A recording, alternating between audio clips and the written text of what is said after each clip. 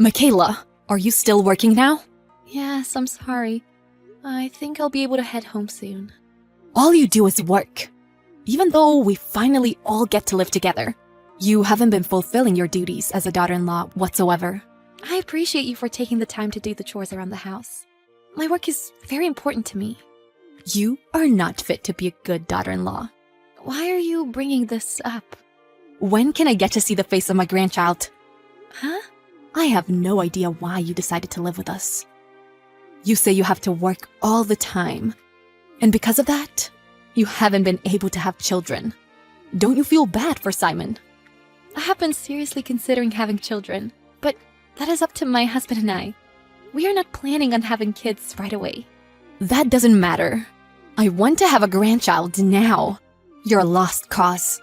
I dislike you even more now after having to live with you. I apologize for not meeting your expectations. I'm hopeful about having children. In the long term, I hope that you can eventually look after my child. There's no way I can wait that long. The fact that you're my daughter-in-law, but you can't have children, is unbelievable. I wish they would just leave already. I don't know how to respond when you say such things. I don't know how to react. You're a defective wife. It would be best if you break up with Simon. Please don't say that. I'll be home soon. Goodbye now. I can finally kick you out of the house now. What? What do you mean? Ellie got pregnant. She did? That's wonderful. This is truly some news worth celebrating. We'll have no use for you any longer. Ellie is planning on giving birth when she comes home to visit. So, can you leave? Huh? Are you seriously asking that? Obviously, of course I'm going to prioritize my own daughter, who is pregnant, over you. Actually, why are you still even here? You were the one who wanted me to live with you. I have no idea what you're talking about. Regardless, I will be prioritizing Ellie, since she's pregnant. She'll be coming home this weekend, so you need to leave as soon as possible. A daughter-in-law without children is worthless. I understand how you feel. You want to throw me out of the house? But did you discuss this with Simon? Oh, why would I have to discuss things with Simon? Why? Because we're married. If I no longer live with you, we will have to move out together. We'll need some time to talk things through. You won't be needing to do that, since it's only you that has to leave. Huh? Are you telling me that I have to leave Simon? Simon would never agree to that. You know that he is my son, right? So of course, he'll listen to what I say. I'll convince him, so it's fine. That's not the problem. Why don't you stop complaining and start preparing your things to move out? This is perfect timing, since Simon is on a business trip. I see. So you really are serious about this? My daughter is coming back home to have a baby, so you better leave. Don't show your face ever again. Is that really how you want things to be? Leave. You're worthless. Okay. So you seriously mean that? You don't want a daughter-in-law that can't have children? Fine. I will comply with your demands. I don't know what will happen, but I will be moving out. Go ahead, and never come back. I'm over this. There's no point in talking to you. I'll be leaving. Thank you for everything. I heard that you're leaving. I'm sorry, but it was kind of my fault. But feel free to send me a celebratory gift. You really haven't changed. I heard that you're going home to have the baby. But what are your plans after that? Huh? What do you mean? You're planning to live with your parents after that, right? But you haven't solved the problem you were dealing with. How did you know? Oh yeah, we talked about this. You're having a child, but is everything okay? Did you discuss this with your husband? What do you mean, my husband? Who's that? We already got divorced. Oh, I see. So you guys got divorced after everything. Did you tell your parents about this?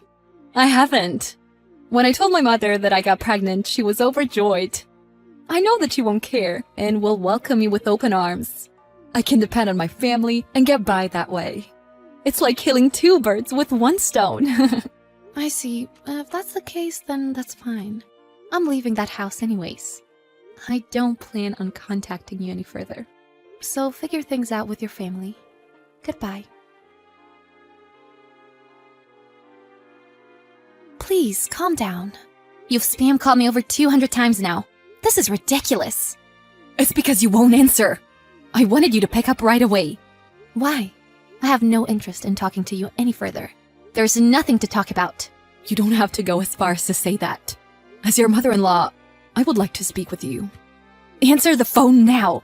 Stop it. I told you, I'm not answering. Huh? I'm so done putting up with this. How long will it be until you stop thinking only about yourself? I already know why you're calling. You found out that I was the one paying for your living expenses. And now you're in shock because you realized after you had already kicked me out. That's why now you're frantically trying to contact me, right? So it's true. What Simon said was true. I can't believe this. How were you able to pay for so much? Isn't it obvious that I had to step up since Simon was unemployed? I tried my best to make enough for the both of us. I kept working overtime to be able to afford our daily expenses. I even used that money to take care of your guys' daily expenses as well. But perhaps you weren't aware of the real situation. There's no way that Simon could have been unemployed. I thought he was just saying that to take your side. He didn't tell you because he didn't want you to worry. But the company he worked at went bankrupt, so he had no choice. He didn't even receive a severance payment, so he just lost his job in the blink of an eye. That's why he actually hasn't been on a business trip. He went to another city to look for a new job. What? Another city? Why would he purposely go off to another city? Because I was stressed out about living with you. My job is remote, so it doesn't matter anyways. If we were to move to a different city, then we would no longer live with you. We thought that would be the best. So you wanted to move out all along? Isn't it obvious? You kept asking me where's my grandchild. You even called me a defective product. How am I supposed to enjoy myself living with you? But the fact that you can't have a child is true. We want to have kids once Simon has been re-employed and starts earning a stable income. We discussed and decided this together. What? Really? Yet here you are, not knowing anything. You didn't know that I pay for your livelihood. And you call me a defective daughter-in-law who works too much? How was I supposed to know that? And now you can't pay for all your expenses. So you contact me because you're in trouble. I don't have any plans to help you out now. It's not my job. Wait, don't say that. I just didn't know. Come back. Help with your family's expenses. No, my husband has found a new place to work. So we'll be moving there together. And Simon is really mad about what you said. He's planning on cutting off ties with you. What? He wants to cut off ties with me. Not only you, but Simon too. Of course. You kicked me out of the house and proudly laughed at me. That's why we will move out on our own accord as a couple. And we'll also be breaking off ties with you. Aren't you being a bit dramatic? How can you say that? Ellie is coming home soon. So let's be a happy family together. What are you saying? I have no intention of doing that. Oh yeah, I didn't say anything because I assumed you didn't know. But Ellie's child isn't her husband's. What? Ellie is pregnant, but it's not her husband's kid. Her husband made her pay for some damages. And probably pressured her for a divorce. I have no idea what you're talking about. There's no way this is true. Ellie would never do something like that. Ellie's husband can't even physically have a baby. What? She kept cheating on her husband, which is probably why this happened. But now Ellie is in a ton of debt and doesn't know who the baby father is. Her husband couldn't handle her any longer. What debt? Hold on a second. So that means Ellie has already gotten divorced? Yep. That's why she has nowhere else to return to. She's probably planning on living at your house from now on, even though you guys will be barely scraping by. You have even more baggage to deal with now. But I know that you really wanted to have a grandchild. So I guess it doesn't matter that you won't know who the father is. This can't be true. How come I don't know any of this, even though I'm the mother? And yet someone unrelated like you knows. She knew that I was making a decent amount of money working. So she kept asking me for money. What? Ellie did that. At first, she told me how she was scared her husband was going to dump her, so I felt bad and lent her some money. But of course, she never returned the money, so I stopped lending to her altogether. In the end, Ellie just gave that money to young men anyways. It was absolutely the right decision for me to stop lending to her. What in the world are you talking about? There's no way this can be true. My daughter would never. Well, you wanted to see your grandchild, so didn't this work out well for you? But what will happen with our living expenses? If you and Simon leave, how am I supposed to live? Why don't you get a job? You're just a stranger to us now, so we have no intention of helping you. Do you have no compassion? Are you abandoning us? Don't forget that the one who kicked me out was you. I know, but I take back what I said. Come back home. There's no way I'm going back to you, old hag. I never want to see you again. Do you really have to say that?